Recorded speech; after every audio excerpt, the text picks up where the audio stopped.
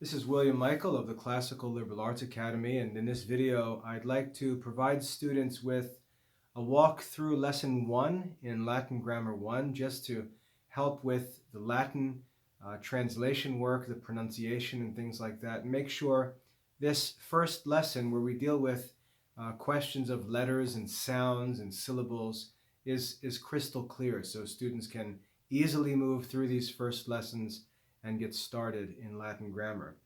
I'm working off the lesson text that's provided on the Academy website, so if you have access to the Study Center, you can just click the link to view the text. And in that text on the site, I provide all of the original Latin text from Alvarez's Latin grammar, an English translation, and an exposition.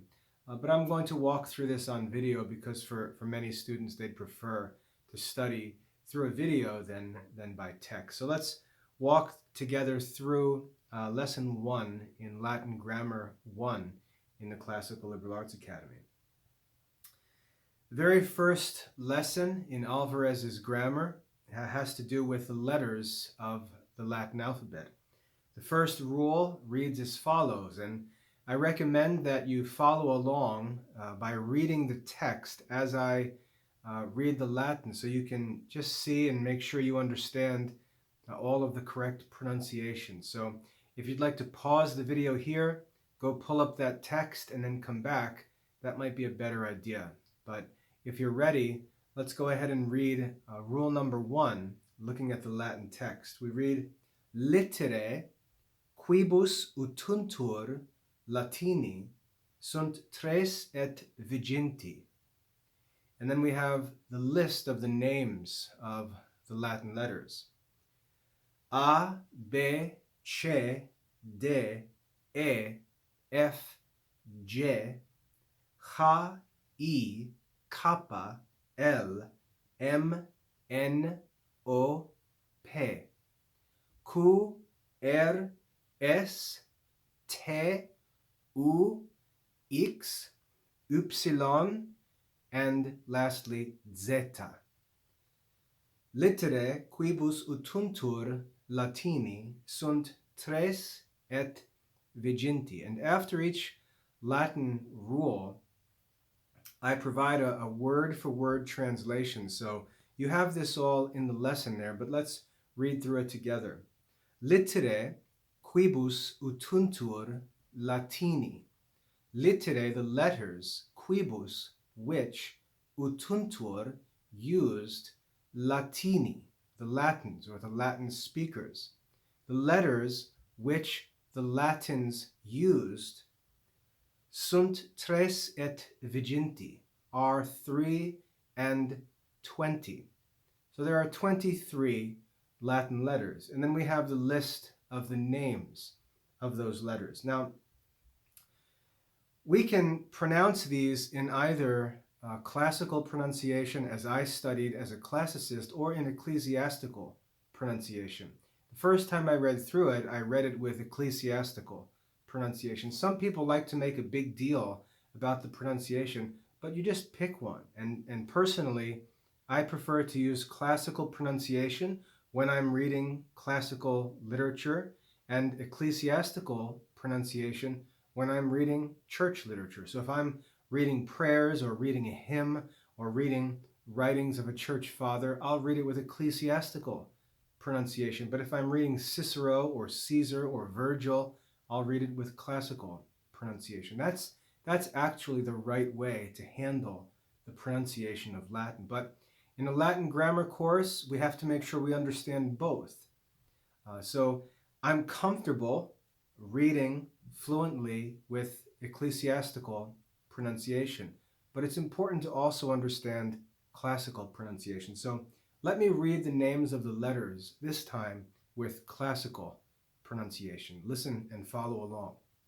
A, B, K, D, E, F, G, H, I, K, L, M, N, O, P, Q, R, S, T, U, X, Y, and zeta. So the only letters that would change would be che and je, pronounced as ke and ge. I'd like to also point out that in naming the Latin letters, the letter kappa in some books is simply called ka, and upsilon is sometimes called I Graika, which means Greek I. So that's the names of the 23 Latin letters. That's rule number 1 in Alvarez's Latin grammar. The second rule reads, litere dividuntur in vocales et consonantes. Litere dividuntur in vocales et consonantes. The translation is simply the letters are divided in vowels and consonants, or into vowels and consonants. So the 23 letters of the Latin language divide into two classes: vocales, vowels or vocals, and consonantes, consonants, just as in English. The letters are divided into vowels and consonants. Rule number 3 in Alvarez's grammar reads, vocales sunt sex. Vocales sunt sex. A, E, I, O, U, and upsilon. The vowels are 6 in number: A, E, I, O, U, and upsilon. Quarum ultima tantum in dictionibus Grecis locum habet. Quarum ultima tantum in dictionibus Grecis locum habet. Of which, of the 6 vowels, A, E, I, O, U, and upsilon, of those 6 vowels, ultima, the last vowel, tantum, only, in dictionibus Grecis, in Greek words, locum habet, has a place. So there are 6 vowels in Latin, of which the last vowel, upsilon, only has a place in Greek words. In other words, upsilon is not really a Latin vowel. It's simply a vowel that's brought into the Latin language when Greek words are brought into Latin that have the upsilon from Greek in the words. So there are 6 vowels, really only 5 true Latin vowels. The 6th vowel, upsilon, is simply brought in from Greek. That's rule number 3. Rule number 4, cetere appellantur consonantes. Cetere appellantur consonantes. Quod vocalibus juncte simul sonent. Cetere appellantur consonantes. Quod vocalibus juncte simul sonent. The translation of that rule is, cetere, the rest or the other letters, that's where we get the English expression et cetera, and the rest, cetere, the rest, the other letters, not including the 6 vowels, the other letters, appellantur consonantes, are called consonants. The other letters, cetere, are called consonants. Quod, because, vocalibus juncte, because joined to vowels, simul, only, sonent, they make a sound. The other letters are called consonants because they must be sounded together with vowels. That's what a consonant is. So 2 kinds of letters, vocales et consonantes, vowels and consonants. Vowels make a sound by themselves. If you look at the names of the vowels, you'll see it's simply a sound. A, E, I, O, U.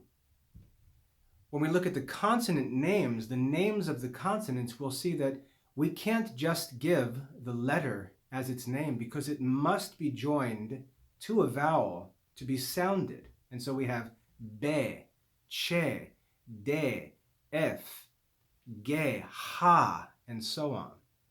So a consonant is a letter that always has to be joined to a vowel in speech, whereas a vowel is a letter or a sound that can be sounded by itself. Rule number 5, syllaba fit ex literis, una vel pluribus.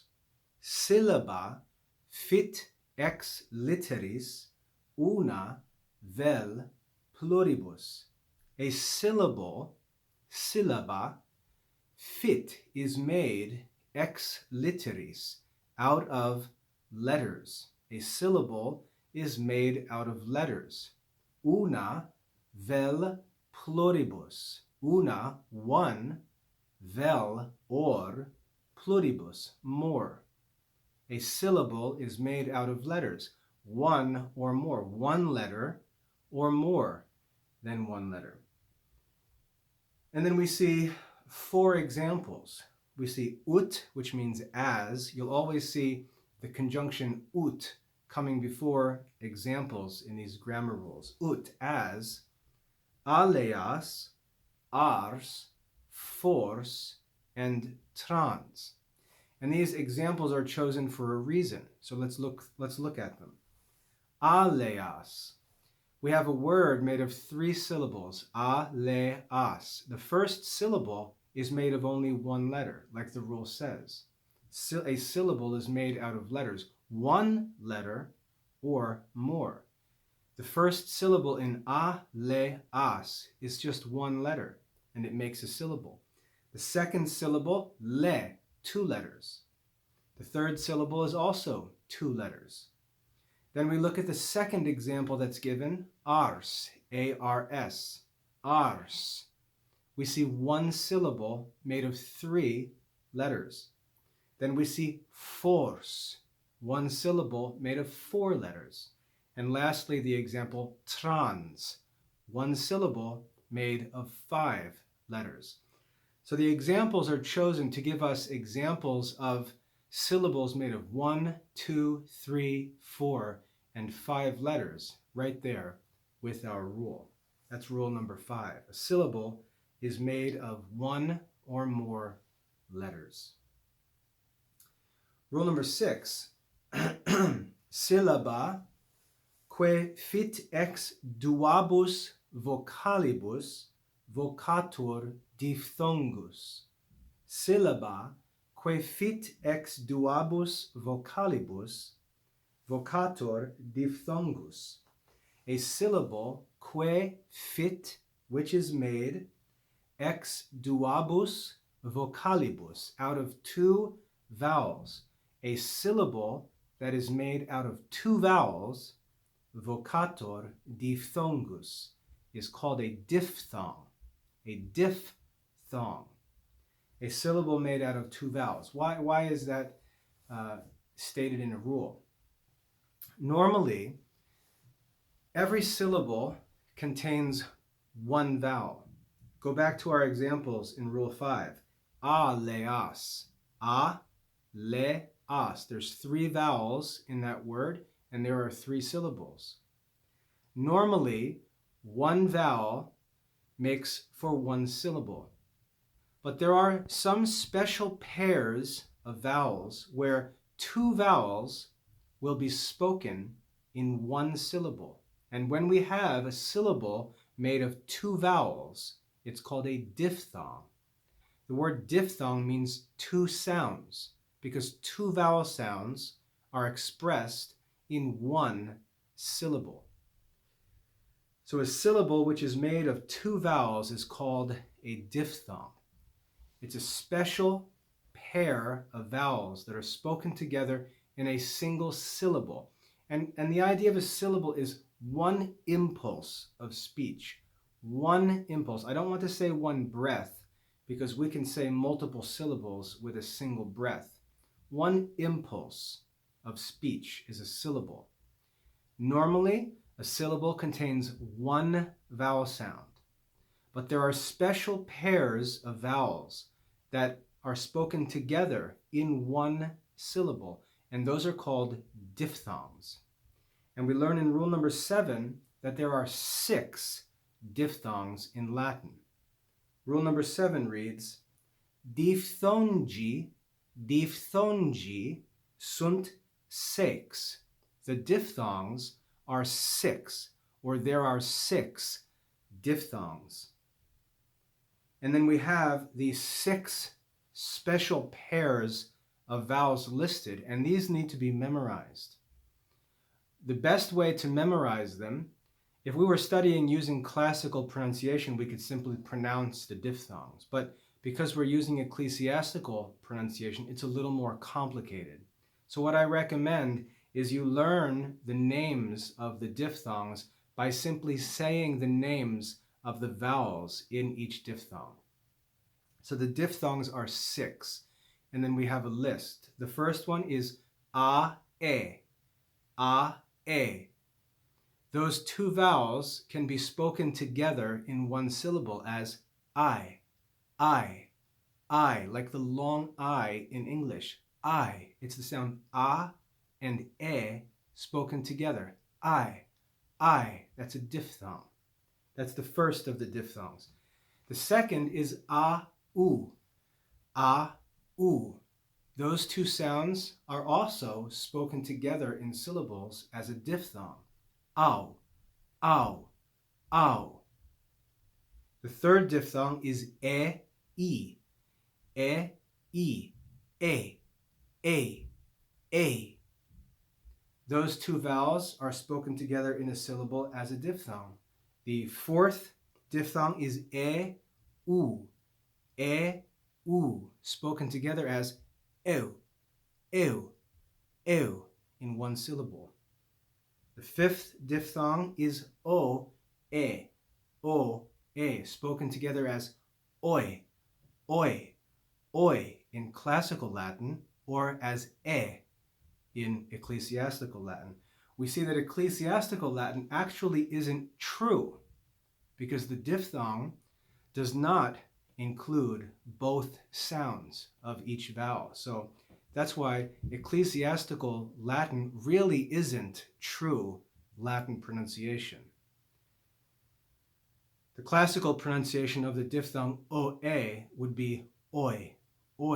Just like I should have mentioned this before, the pronunciation of the first diphthong, a, in classical is I, as I said, but in ecclesiastical pronunciation, it's simply e.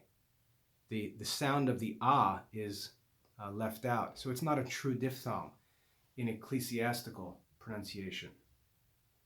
And then the 6th and final diphthong is upsilon e, which can be pronounced as we. Those are the 6 diphthongs in Latin. Memorize each one by naming the vowels that make up each of the 6 diphthongs. And then we're provided with 6 examples in Rule 7. And in each example, we have one of the diphthongs. So the first example we have is premium or praemium. Classical would be praemium. Ecclesiastical would be premium. And we have the diphthong a there in that first example. Then we have aurum. We have the diphthong au. The third word we have he. We have the diphthong ei. In the fourth word we have Europa with the diphthong eu. Next we have poena in classical Latin, or pena in ecclesiastical Latin with the diphthong oe. And lastly, the Greek word harpuia with the diphthong upsilon e. So those are the 6 diphthongs in Latin, pronounced differently whether you're working with classical pronunciation or ecclesiastical pronunciation, pronounced more perfectly and truly with classical pronunciation, but we need to learn both. And you're given 6 examples that provide you with a word that contains each of the 6 diphthongs.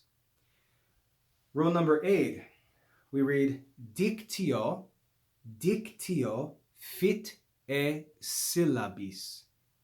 Dictio fit e syllabis. A word, fit, is made e syllabis, out of syllables. A word is made out of syllables. And we have the example, ut aleas, ut aleas. Aleas is one word, or dictio, made of 3 syllables. Interdum fit ex una syllaba. Interdum means sometimes. Sometimes, dictio fit, a word is made ex una syllaba. Sometimes a word is made of only 1 syllable. And we're given an example. Mors. The word mors is made of only 1 syllable. That's rule number 8. It's easy to remember the meaning of dictio because that's where we get the word dictionary. What do we do with a dictionary? We look up the meaning and pronunciation of words. Dictio is a word in Latin. And then lastly, rule number 9, we read oratio fit ex dictionibus. Oratio fit ex dictionibus. Oratio means speech, but in this rule, it really means a sentence. A sentence fit ex dictionibus. A sentence is made ex dictionibus, out of words. Ut aleas fuge, mortem meditare. Aleas fuge, mortem meditare. So we're given an example of oratio, of a sentence. Aleas fuge. Now, if you look alias up in a dictionary, you might see a definition like dice used in a game. But the idea is that it has to do with chance or risk. So aleas fuge means stay away from risk. Aleas fuge. Mortem meditare. Mortem means death. Meditare means to be mindful. Be mindful of death. Stay away from risks. Be mindful of death. Those are the examples given in rule number 9. A sentence is made out of words. That's all that's contained in the first lesson of Alvarez's Latin grammar. So 9 rules. We learned the names of the 23 Latin letters.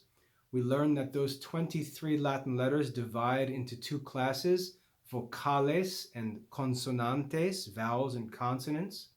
We learned that there are 6 vocales or vowels in Latin, a, e, o, u, and upsilon. We learned that the rest of the letters, cetere, are called consonants, and they must be sounded together with a vowel in speech. We learned that syllables are made out of letters, 1 or more. We learned that a syllable made out of 2 vowels is called a diphthong. We learned that there are 6 diphthongs in Latin. 5 of them are true Latin diphthongs. 1 of them is borrowed from Greek. The last one, upsilon e, because upsilon is only used in Greek words. We learned that a word is made of syllables, and lastly, that a sentence is made of words. So this study in Lesson 1 of Latin Grammar 1, taken from these first 9 rules of Alvarez's Latin grammar, provide us with a summary of what's called orthography in grammar. Orthography is the study of right speaking. Really, it refers to letters and sounds of the alphabet. Right writing, right speaking, orthography.